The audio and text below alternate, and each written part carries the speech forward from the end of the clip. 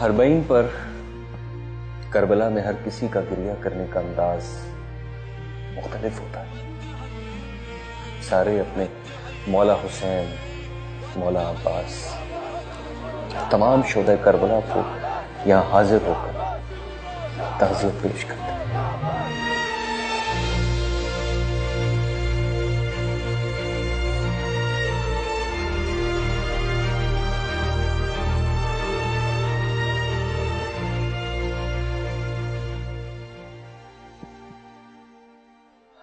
لیکن کربلا میں حاضری دینے سے پہلے اکثر زائر نجف سے ایک لمبا سفر پیدل طے کرتے ہیں.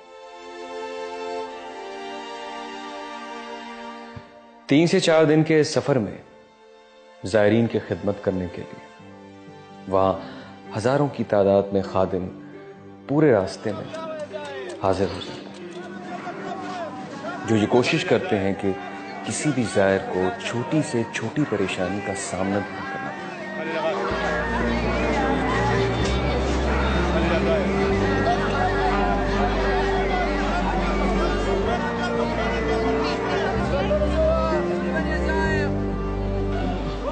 اور اگر کوئی تھکاوٹ یا پریشانی ہو بھی جائے تو وہ اس پریشانی میں اپنے آپ کو اکیلا نہ محسوس کرے. کوئی تھک کر آرام کرنا چاہتا ہے تو سارے راستے میں جتنے بھی گھر ہیں وہ سب کے سب کھول دیے جاتے ہیں اور ان کے مکین زائرین کے خادم بن جاتے ہیں.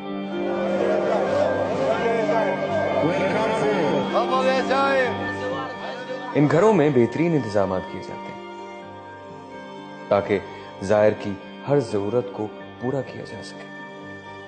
ناشتہ، چائے، بستر، کمبل، یہاں تک کہ زائرین کے موبائل چارج کرنے کے لیے بھی خصوصی انتظامات کیے جاتے ہیں. زائرین کی خدمت کر کے ان خادموں کے چہروں پر جو اطمینان نظر آتا ہے وہ دیکھنے والا ہوتا ہے. یہاں کوئی نہیں پوچھتا کہ تم کس مذہب یا کس مسلک سے.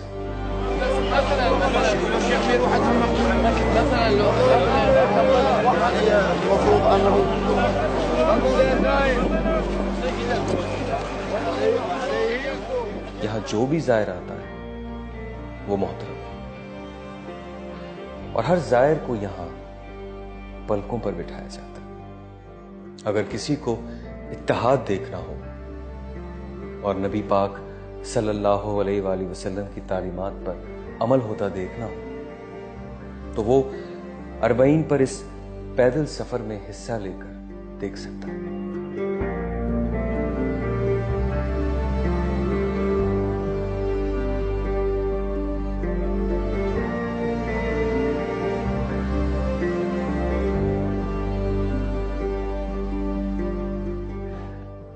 یہ سب دیکھ کر مجھے احساس ہو گیا کہ جہاں بلا تفریق ہر مسلمان کا بلکہ ہر انسان کا اتنا احترام ہوتا ہو، اس اسلام میں تفریق ناممکن ہے. یہاں کے مناظر دیکھ کر مجھے یہ یقین ہو گیا کہ اسلام میں تفریق اور تکفیر صرف بیرونی سازشوں کا نتیجہ ہے، ورنہ مسلمانوں میں جتنا احترام ایک دوسرے کا ہے اور کہیں.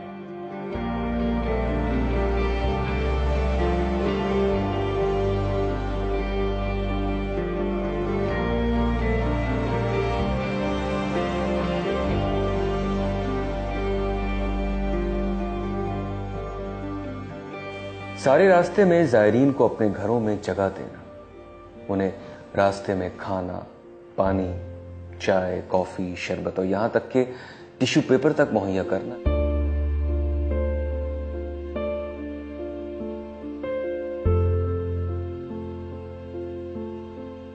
زائرین کے آرام کے لیے اپنے گھروں کو کھول دینے والی اس قوم کو سلام پیش کرتا ہوں.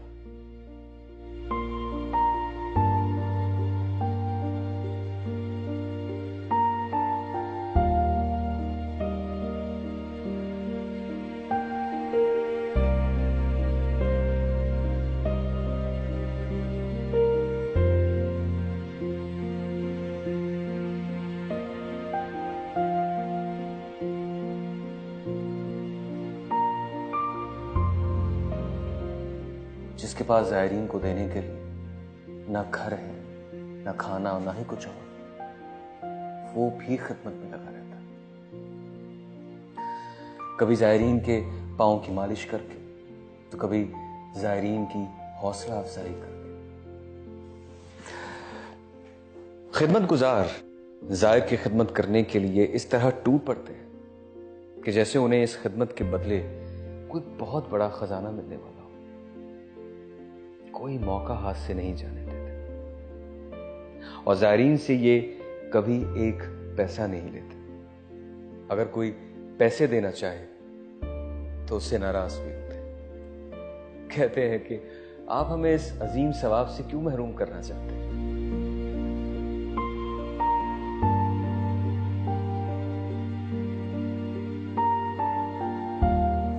جتنی عزت بلا تفریق یہاں زائر حسین کی ہوتی ہے، اتنی عزت تو شاید کسی بادشاہ کی بھی نہیں ہوئی ہوگی۔ عزت دینے کی انتہا تو یہ ہے کہ لوگ زائر امام کے پاؤں کی خاک اپنے چہروں پر ملتے ہیں، سروں پر ڈالتے ہیں، اور اس خاک کو اپنے گھروں میں سنبھال کر رکھتے ہیں۔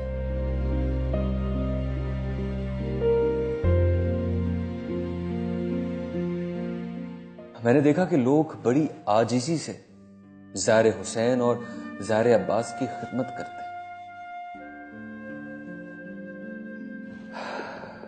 ایک ویڈیو فوٹیج دیکھ کر میری آنکھ میں آنسو آ گئے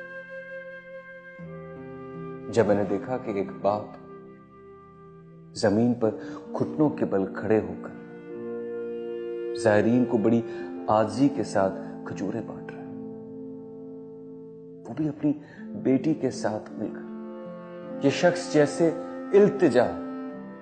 التجا کر رہا ہو کہ مجھے اپنی خدمت کا شرف بخشے۔ اللہ اکبر۔